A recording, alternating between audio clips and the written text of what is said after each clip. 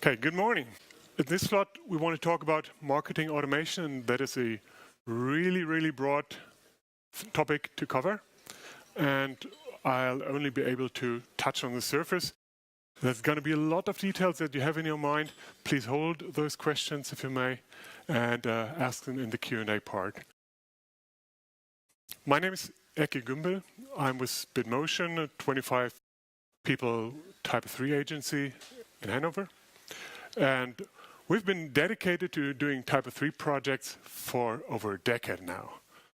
And nonetheless, we all keep our eyes open on what else is going on in the world. And I suspect that's why some of you are here in the room today. For us, the term marketing automation has only popped up. It has been popping up for years, but has only gotten more relevant. Last year, we were in a customer project, a really large pitch, and part of the requirement was that the CMS would be able to deliver basic marketing automation functionality. Oh my gosh, what do we do? So we started looking around, found our ideas, and at the same time, other existing customers came to us and asked about the same thing. So for us, it has become a thing, and I want to tell you more about it today. Before we do that, I want to lay some groundwork about marketing automation and the underlying concept of inbound marketing. Assuming that not every one of you is familiar with it. Again, this is going to be a really brief and general flight, so there's a lot of exceptions. My apologies for that. General idea in marketing is let's talk to the right people, the right message at the right time. A website is not doing that as of today. We're always talking the same thing to everybody all the time. Well, not so good. It's close to a poster at the corner of the street. So how can we get back to marketing automation? One thing would be targeting and even personalizing content on the website. That would address this thing, but online marketing is more than just websites. So another good example would be email campaigns. Email campaigns, not the annual newsletter, but really to the right people, the right content at the right time. And that requires some brains. Good. All this is based on the customer journey. And in marketing, there are some different angles to think about it. The most well-known is the attract, convert, close, and delight scheme. And I want to translate that into things that are more familiar to you. If we talk about attract, how do we attract people to the website or to other channels? Traditional things like SEO, SEM, affiliate marketing, and others. The next, convert, translate into we want to create a lead or other sorts of conversion as well.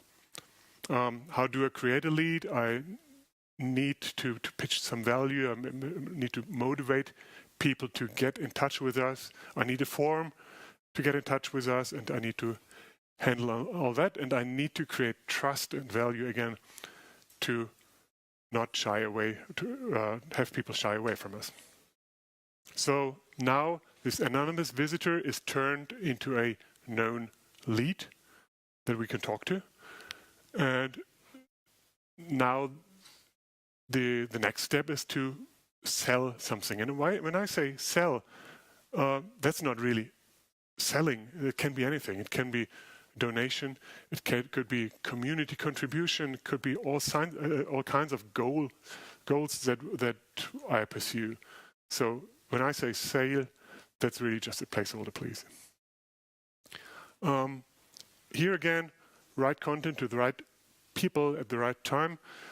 The user is not immediately ready to buy or to reach that goal that I want him to reach. So we want to stay in touch with him, give him the right motivation, overcome blockers, etc.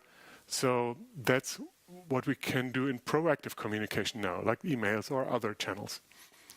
And now once this goal is reached, the journey is not over. We want the customer to be happy. We want him to spread the word and recommend us. And we also want, depending on the nature of the business, we want him to be a returning customer or to do some upselling or to do later upgrades. So that's basically it's also called a sales funnel in marketing. And there's so many flavors of that, and I cannot really touch on all of that, but that's the basic idea.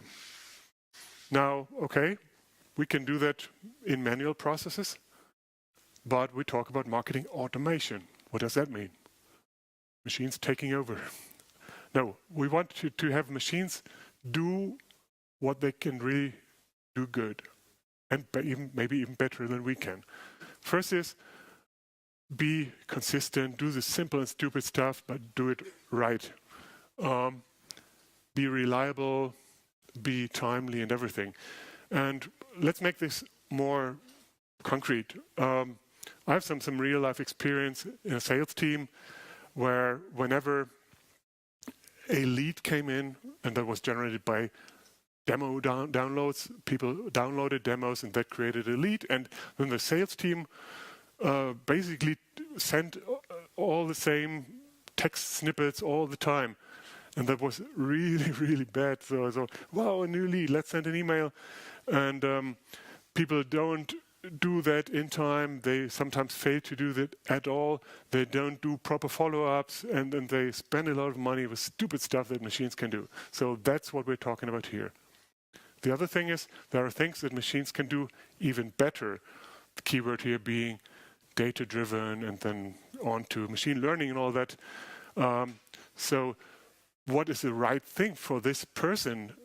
With really personal analysis, I can get a much better clue of what this person is really about.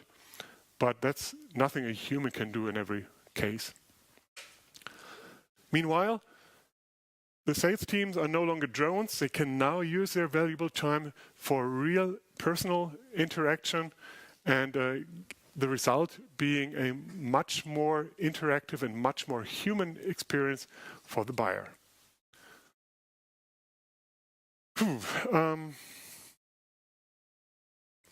Now, what is a marketing automation system made of? We have basically 4 building blocks. The first element is, of course, the visitor himself. And the visitor has some properties. As long as he's anonymous, he doesn't have a lot of properties. He does not even have an IP address for GDPR reasons. But maybe we learned something about him over time. And then we put him into segments. And that's really important when we say the right message for the right person. What is the right message for this person? We cannot do this on an individual basis. We work with segments. So we open a drawer and say, okay, this fits here. That can be based on multiple criteria like geographical or device type or even behavior. So when a user comes in through a certain landing page for this product, then we have an assumption that he might be interested in this product. Or if browsing the website, he is 80% in this product area, then okay, we put him to that segment. Of course, he can be in multiple segments at a time.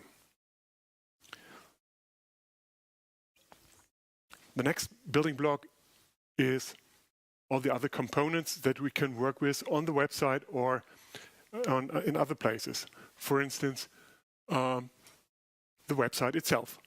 The website is where the web content lives, but that is not necessarily the CMS.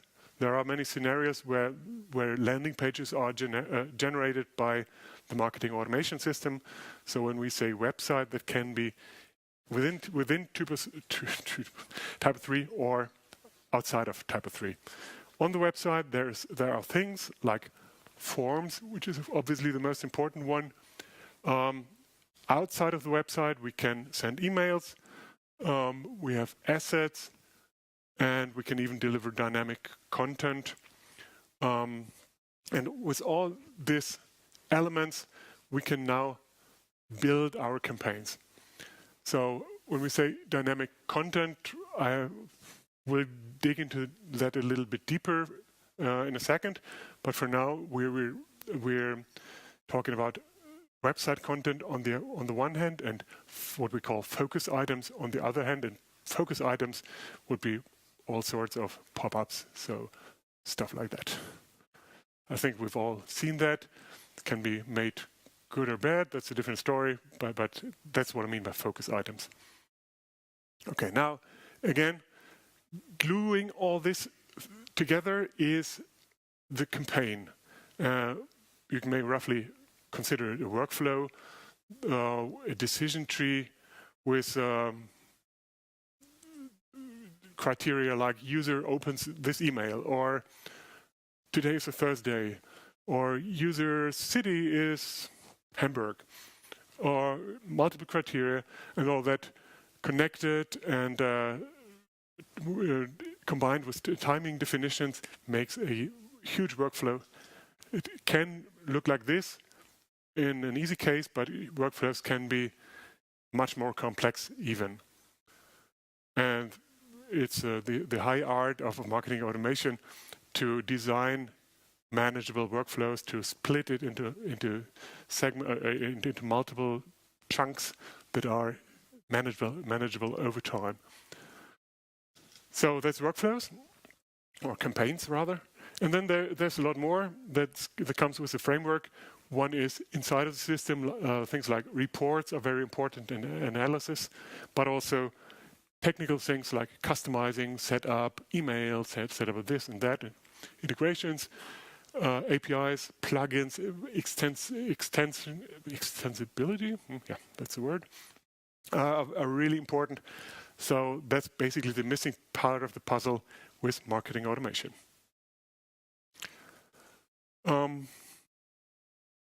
What would we use this for? I gave you general ideas. I gave you a couple of examples.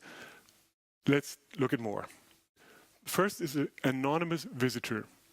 The anonymous visitor is, for us, for our clients, is really important because we can work with the anonymous visitor without having to care about or without problems on the side of GDPR.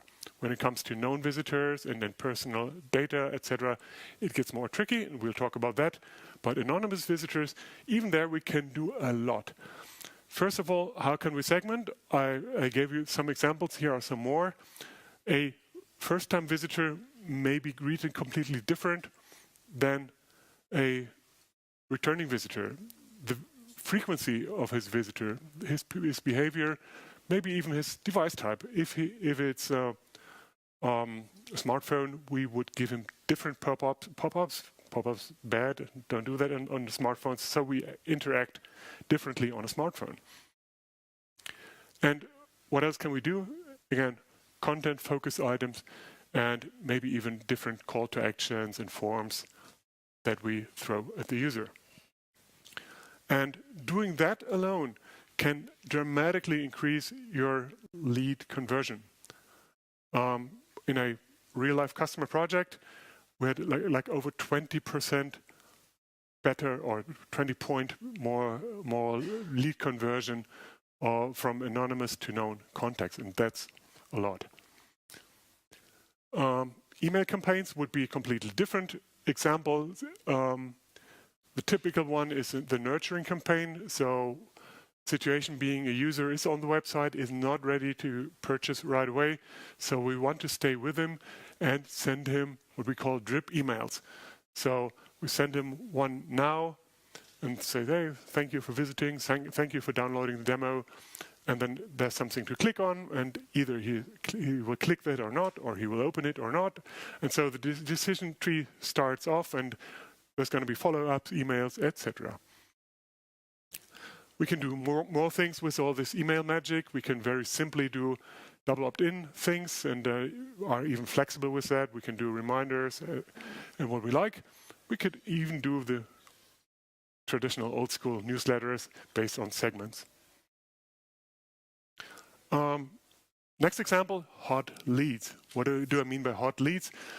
A user who has been on the purchasing page 3 times but never clicked the button, or who visited the pricing page and then downloaded this and then read that, they are probably much closer to purchasing than the one that just browsed around and went away. So we want to handle them correctly. Either send them a voucher or give them a phone call or whatever the action is. But this can be triggered by the system. And the system can say, hey, red alert, here's a really hot lead. Sales team, go ahead. And then fourth and last example, out of many more, existing customers. Of course, you want to treat existing customers very different than you would treat newbies. You don't want to bother them with hey, this is how we work. You want to give them other things, like, hey, are you happy? Or here's a great upgrade offering. And as a side note, specifically here, but in general, as soon as it comes to known contacts, marketing automation has a high involvement with CRM systems. And that can be really tricky because many customers out there, as we know, are not good in CRM. So for us, there's another piece of the puzzle. How do we relate to the CRM projects? How do we avoid to run into their traps? Okay, now you may note that e-commerce did not come up as a word so far. Obviously, e-commerce is even the traditional domain of marketing automation. The abandoned shopping carts, we all get those emails. Hey, there's still this T-shirt in your cart. No, thank you very much. So that's very typical. That's one traditional place. The other is really email marketing, where it was early days for marketing automation. Still strong, not my personal domain, not the strongest domain for type of 3. So I find it important to understand that there are so many other places too. Okay, this is a reaction that I get all the time. How does this relate to GDPR? As I said, even to be completely on the safe side, without any lawyers involved, etc., we can do a lot of sensible things with anonymous visitors, as long as we turn off IP addresses. But the rest is also no rocket science. One thing, it's not just GDPR, it's also e-privacy. So far, the e-privacy directive, and we'll see what the e-privacy regulation will bring next year, probably 2020. But whatever it's going to be, it's not going to be a showstopper. We can overcome it. We can put a little more work in proper communication. We will use some users on the way who decide, no, they do not want to be tracked while they are personalized. Okay, that's fair. But as the better we communicate, the better is the chance that people give us their consent and we can work with them. And that also involves proper technology that is able to do that, of course. Okay, let's get to software. What do I need to do marketing automation? Who are the players? The dominant ones today are the big commercial SaaS, software as a service companies, as HubSpot or Marketo or Salesforce, etc. They are really owning the market.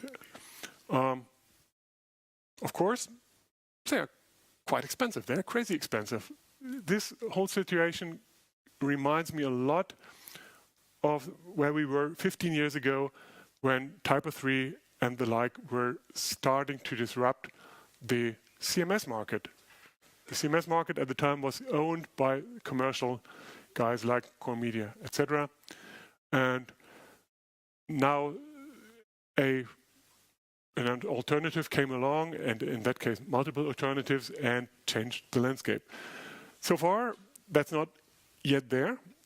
They are owning the market. They are rarely used to their potential. That's another observation. People use 5% of 10% of what this crazy expensive tool can do, but they feel good because they spent all the money. And because it's a hosted solution, it's a SaaS solution, the flexibility is really limited. It can do what it can do, but if you need more, then you have to beg and pray. And you can ask Mattes about his begging and praying towards HubSpot. Not so easy. And last but not least, it's hosted somewhere, not in the US, not in the EU. Data is not in your own hand. It's really sensitive customer data. So especially the larger corporations do not very comfortable in that place. Next category would be CMS systems that bring marketing automation features.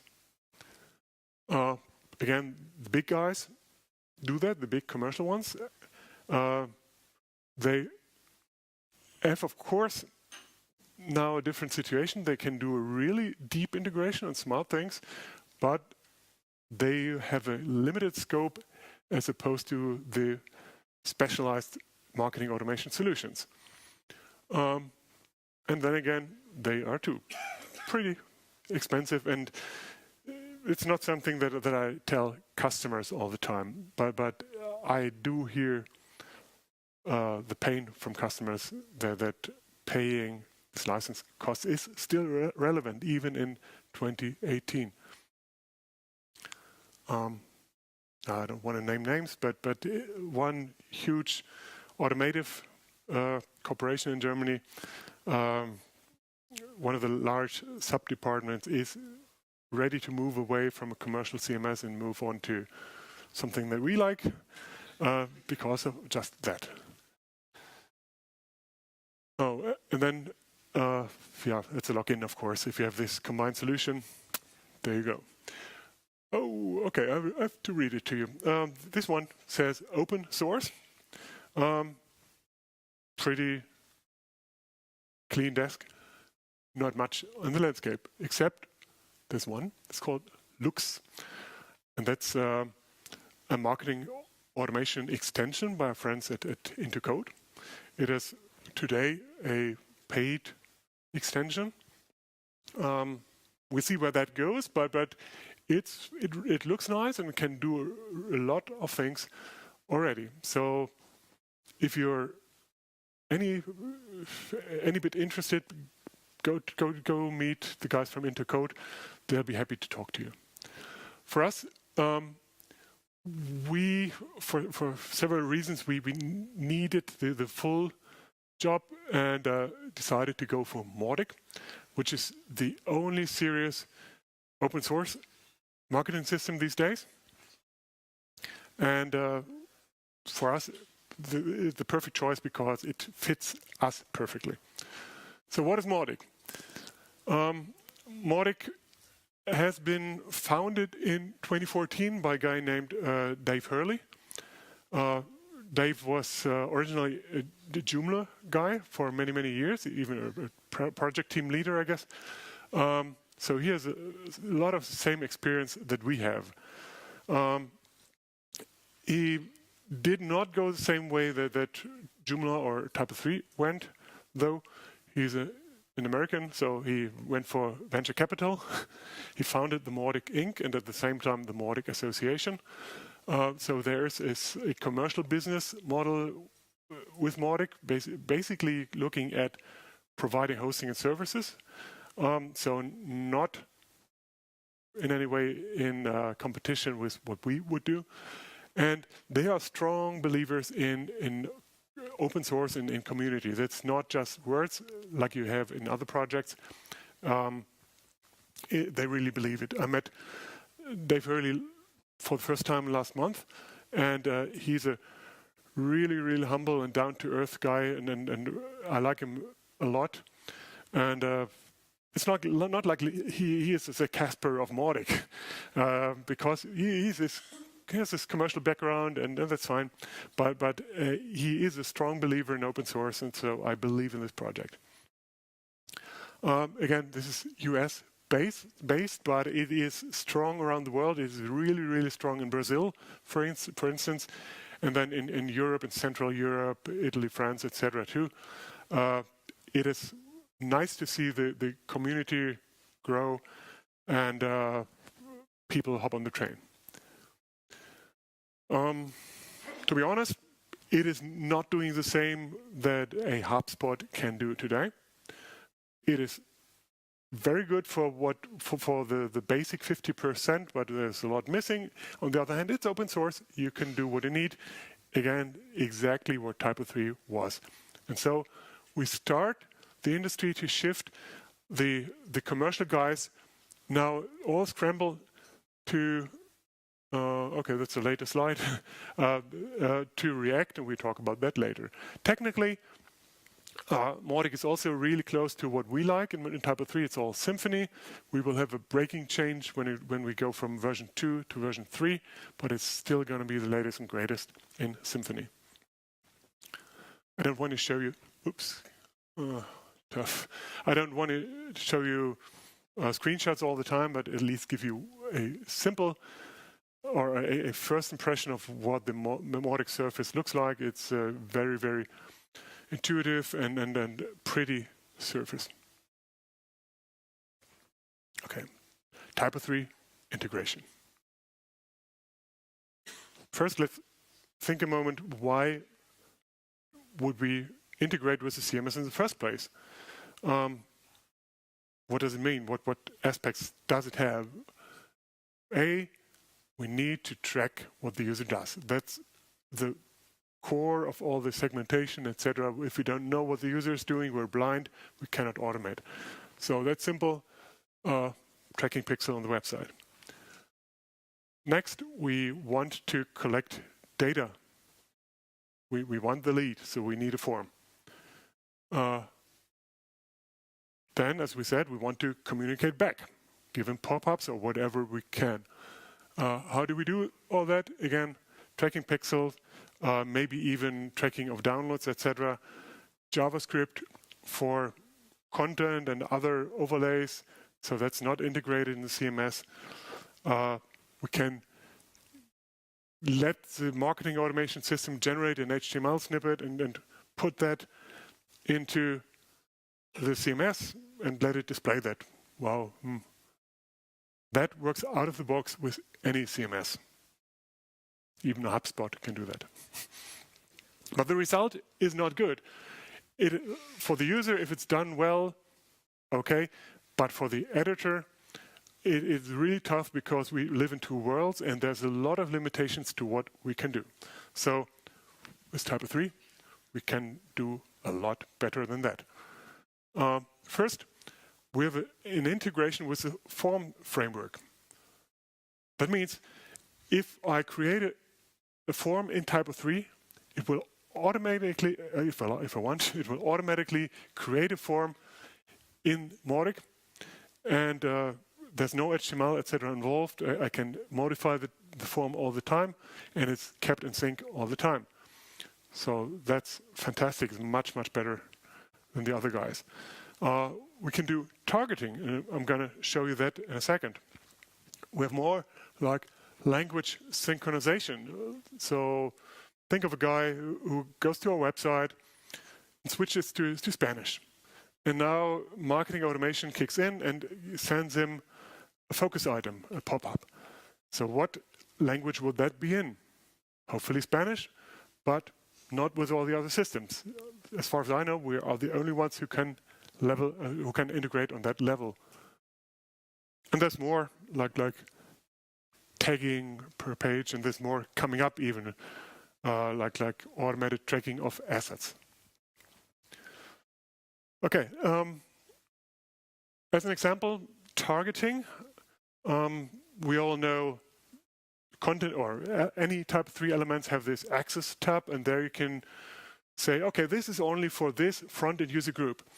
And the very same thing we can now do with what we call personas. So we have personas, and I can say, okay, this text, this news item, this layout is only visible to that persona. And that includes caching and static file cache and everything. So it's as powerful as front-end user groups are. But where do those personas come from? Basically, they are data sets in Typo-3. I can create a new persona, and then it shows up in the Access tab. Okay, but why? How does Typo-3 know which persona this user is? Now that's where Mautic comes into play. On the right-hand side, we see the segments that are fetched from Mautic online. So those are my Mautic segments, and I can now say for the persona called upgrade intent, for that persona, all the users that are part of that segment will be matched to this persona in Typo-3. And that's super powerful. Of course, I can only be one persona, so there's a certain order in it, etc. But that works really smooth, and it is really intuitive, and it's magic. So how is it done in Typo-3? Because there are some common things to do, like this targeting. The targeting, the Access tab, has nothing to do with Mautic. It is just fueled by Mautic. So we moved that into a separate extension called Marketing Automation. And this Mautic magic with the segments and the form framework integration and all the other things, that is an on-top extension. All that is currently available on GitHub, and it's going to be in the tear as soon as we are ready to merge. We had an original Mautic extension done by our friend Jürgen Jansen, who is currently an intern with the Typo-3 GmbH. And we're now merging all our things with his original code, and then it's going to be in the tear. And at that point, I want to thank those who contributed most. Next to Julian, there are Nicole Cordes, Florian Wessels, and Helmut Hummel, who were involved here too. Then what we would really like to see next, and what Jörg is working on, is the official blessing from both sides, so an official industry partnership between Typo-3 and Mautic. Okay, now to go full circle, let's talk about the implications. First of all, let me remind you, technology is not everything. Marketing automation is 90% brains and 10% technologies. You can have the greatest technologies and very easily do creepy things and let people click it away in an instant, rather than being humble and helpful and successful. The good thing is you don't have to introduce it all at once. You don't have to launch marketing automation. You can go there in tiny baby steps and do this campaign or this focus item first, and then this, and then that campaign. And you can test a lot. You can A/B test like crazy. And you can see, okay, this text performs better like that, or that decision is smarter than that one. So easier to introduce. Of course, there's complementary things to do, like online marketing. There has to be some interface, or it's all one. But the tool should not be limiting you. Okay, so what does it mean for businesses? First of all, it's a cool thing. We really had one customer who said, "Oh, well, you found the Holy Grail." First, no, we didn't find it. Others found it. And second, it's not necessarily the Holy Grail for everyone. We're happy that it's for you and you feel that way. Okay, but still, there's a lot of potential, and it is the direction that the market is taking, and your competitors will go, your business competitors will go the same way too. So there's some sense of inevitable. So, second message, open source is a viable choice today already, and it will go much, much further in the near future. And the other thing is, that's where I started to talk about earlier, the other guys, the HubSpots, etc., they are not stupid. They do what they can to grow their user base. They have very, very cheap or free entry levels, and then switch and bait their users and lock them in, and then it gets steep cost curve. Because this lock-in effect in marketing automation is obviously very, very tough. With a CMS, we have all done migrations from OpenText to Typo3, etc. With marketing automation, that's going to happen eventually, but it's really throwing away everything as far as you know, especially if you talk about a SaaS solution. So, what about the implications for agencies? First of all, as I said in the beginning, being just good at a web CMS is not going to be enough in the future. It is increasingly narrow. Marketing automation, on the other hand, is of course only one of the complementary technologies that people look for. If you go to Gartner or whatever, there are more things, and that's not theory. That's what people are really looking for in enterprise projects. And it is, of course, still early days, but it is a hot thing. It's not too late to hop on the train here. It is growing really strong, and it's fun. Really, for me, it's a lot of fun. It feels like early days of Typo3, and there's a lot of potential and opportunity out there. Beyond tech, once again, it requires a completely different skill set than a CMS would. How does it sell? It is very different today than selling a CMS project, because those integrated projects or the specialized marketing automations, you talk to different people. They are not as price sensitive, maybe, at least not in the beginning, as they would be.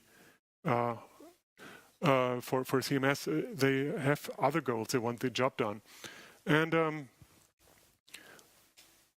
the future, you have to ask yourself, is it going to be okay to be a specialized agency? What is the role of a specialized agency going to be in the future, if any? Okay, this is not just from my head. I had talked to a lot of people in the preparation, and so I want to give a shout out to Beach IT, CCDS, ComRep, DKD, Intercode, Insigno, Kirchberg-Nord.de, and Sub7 for really openly discussing their points of view with me. Okay, last slide. Implications to Typo3. Like for agencies, also the CMS must not be narrow in the future. We have to get broader in order to stay competitive. That can be through integrated features, or it can be through good integration and ideally official support. So I am very appreciative of the fact that Jörg is working hard to get more of that done. And that could involve translation management. We have the guys from LanguageWire in the hall. It could involve other things like CRM and e-commerce and what have you. Now, while marketing automation is just one part of this spectrum, we can even there get much better. So, for instance, if any of you is really good in doing Marketo, I would love to talk to you and then integrate that knowledge into the marketing automation extension for Typo3 and turn that into an official feature for Typo3.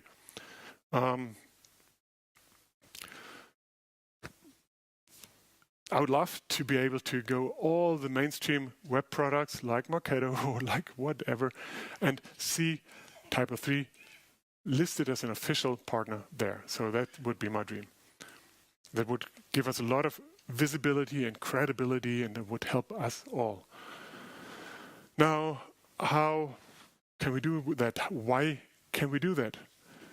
Typo3 has a wealth of strengths. We only need to play it.